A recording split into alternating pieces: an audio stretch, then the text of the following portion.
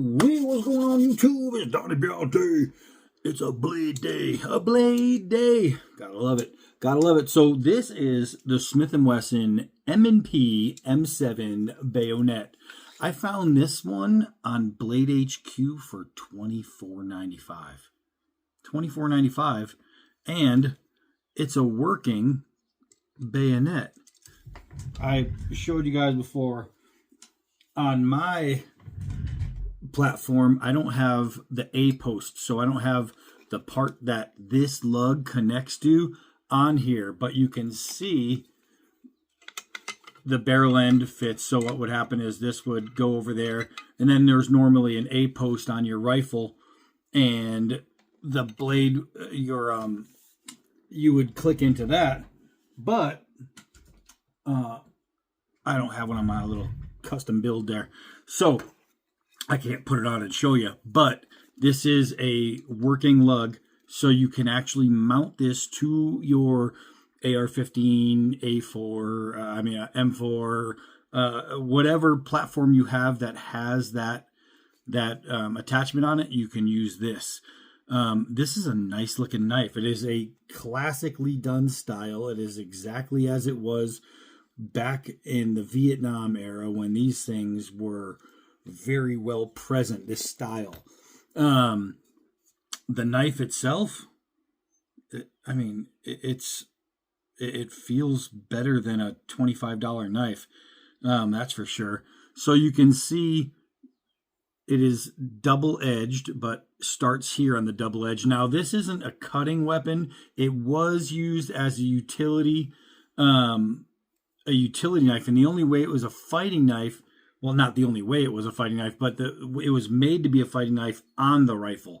So you're pop, pop, pop. Oh, crap, I'm out of rounds. Pop, pop, pop, stab, stab, stab. Soldiers did, obviously, carry them in a sheath, and they did, obviously, use them in hand.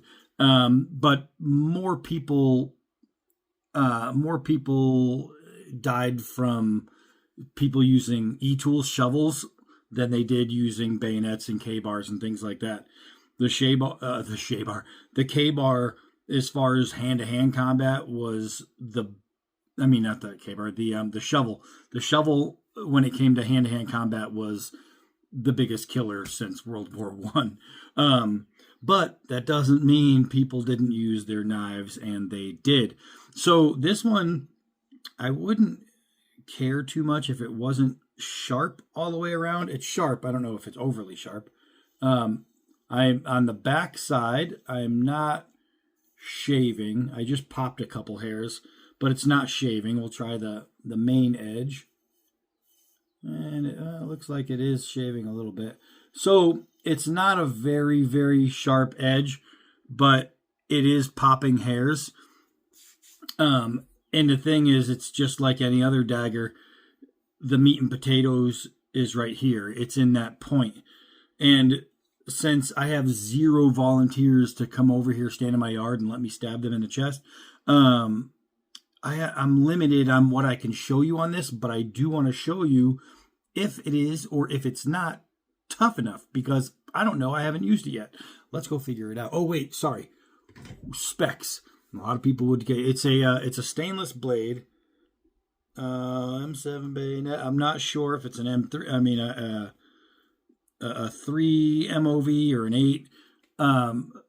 So I'm not 100% sure, but it's a stainless model. It is an ABS grip. I just lost my screen. Get it back. I'm getting it back. Get it back in black. Hit the sack. All right, hold on. It's coming. All right, so the overall length is 11.83 inches. It is a 6.5 blade length. Very well long enough for stabby. It is a bayonet, black with a plain edge. The grip is 5.13 wonderfully long inches. It is ambidextrous. The sheath is polymer, and yada, yada, yada. I'll put the link down below for the Blade HQ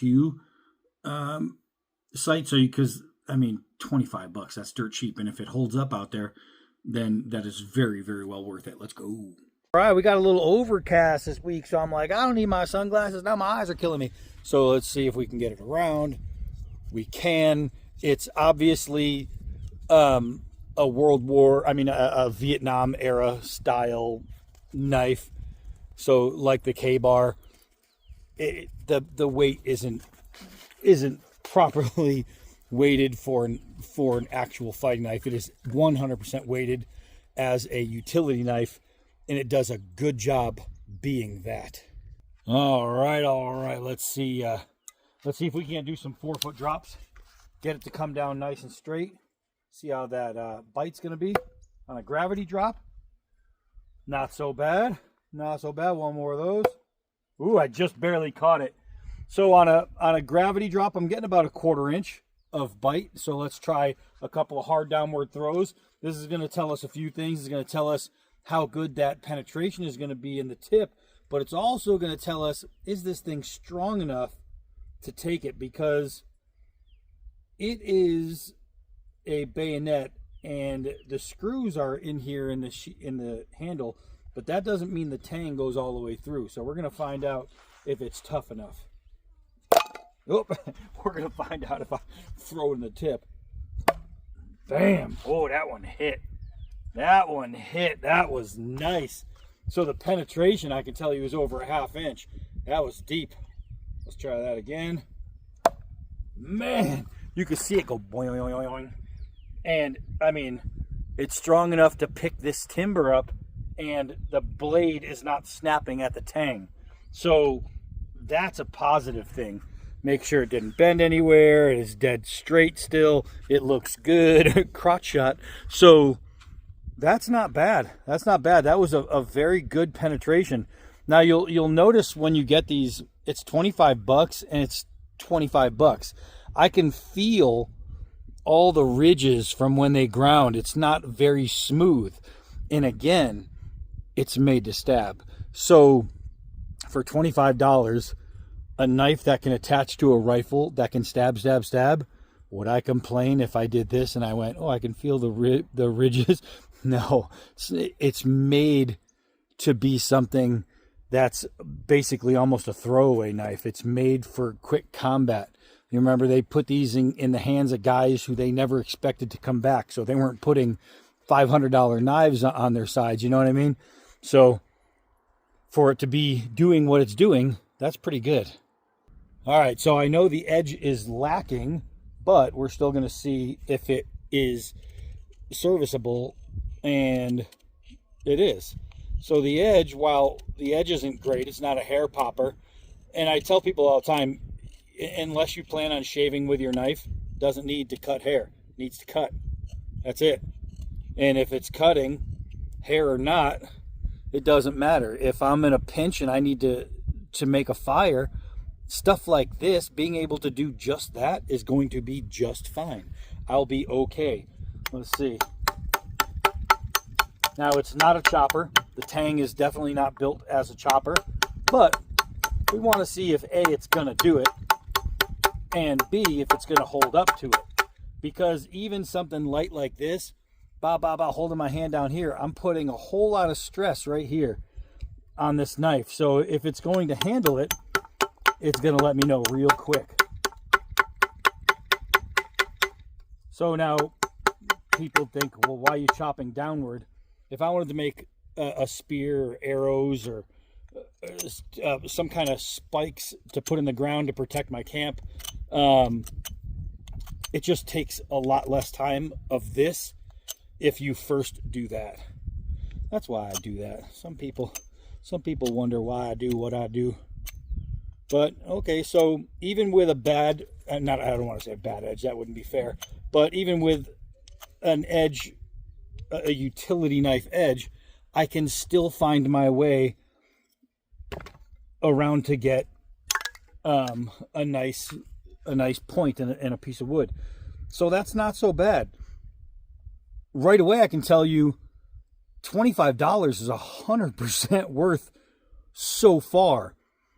I don't break knives on purpose. I hate that. I despise people breaking knives on purpose, or people passing off whether a knife is good or not by if it will break if I try and break it.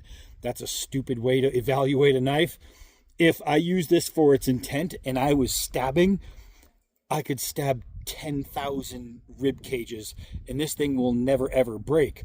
But if I put it into a piece of wood and then start prying and it snaps, people are going to go, oh yeah, that's cheap because the guy broke it in 10 minutes. Okay, well, if I use it for what it's made for, this thing's not going to break.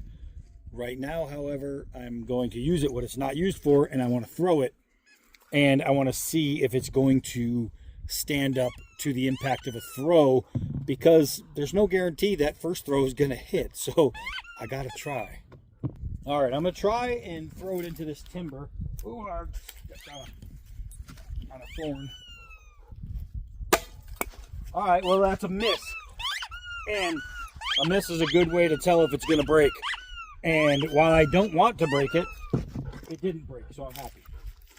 Let's try that again. Oh, that one is the kind of throw that would break a knife. Lugs still work. All is still good. I'm having trouble finding A, good position because I'm standing in thorns, and B, I gotta keep watching out for my dog. Oh, that was there. Oh, yeah. I'll show you. Oh, just got that in my ankle. All right, let me throw this damn ball away. All right, go get it, girl. All right, let's try that again. So that time I was in the tip. I may have just not thrown it hard enough. Oh, crap. Something broke. And I thought it was the knife, like a piece of knife, but it wasn't. It was just a piece of the wood. This thing is standing up. That's not so bad. Now, normally I don't miss this long, but normally I'm not A, throwing downward, and B, not standing in thorns. So I'm gonna try and move this over. Not try, I'm gonna move that over, and then move myself over, and see if I can't get a better angle here. Oh my gosh, that is there. That is there. I know where I am now. There we go. Right on that miss, I was able to see where it went. And it let me know how far I needed to be. Oh crap. That's weird. Weird for me to miss. There we go. I kept throwing wide. So, I paid $25 for this. There is zero wiggling, zero wobbling, zero loosening. The lug is working. There's no cracks in the grip. The guard, I mean, if you get the Cold Steel Wild West buoy, I think that's what it's called, and I threw it and made a miss or even just chopped with the knife, that guard is going to rattle in about 30 seconds. This one didn't. I'm not saying it's better than Wild West buoy, but that guard might be. I'll tell you that. So for $24.99, can I say that this is worth it? And you can put whatever edge you want on there. I can take it inside right now and sharpen it. Don't need to. I know what it is. I know what it's for. That is 100% worth $24.99 in my book. That's not so bad. The Smith & Wesson M&P, hell yeah. That's it for this one. I am Donnie B all day. Until next knife.